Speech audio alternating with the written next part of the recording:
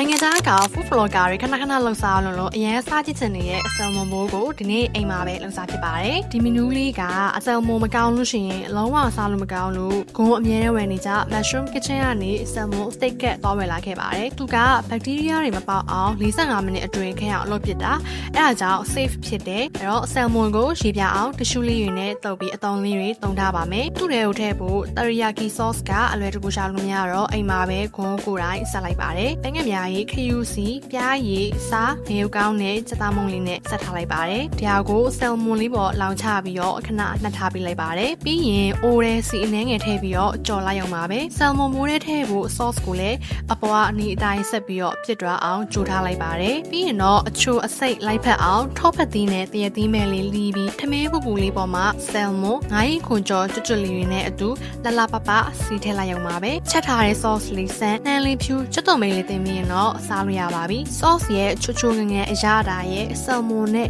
အသီးရဲ့အချိုတဲ့အစိမ့်ဓာတ်တွေနဲ့ပေါင်းဆက်လိုက်တဲ့အခါမှာတော့အရန်ကိုအစားလို့ကောင်းတဲ့ဆယ်မွန်ဘိုးလေးတစ်ခွက်ရပါပြီရှင်။အိမ်မှာလှလှစားကြည့်ဖို့လည်းဗီဒီယိုလေးကို save ထားအောင်နော်။အားလုံးပဲ bye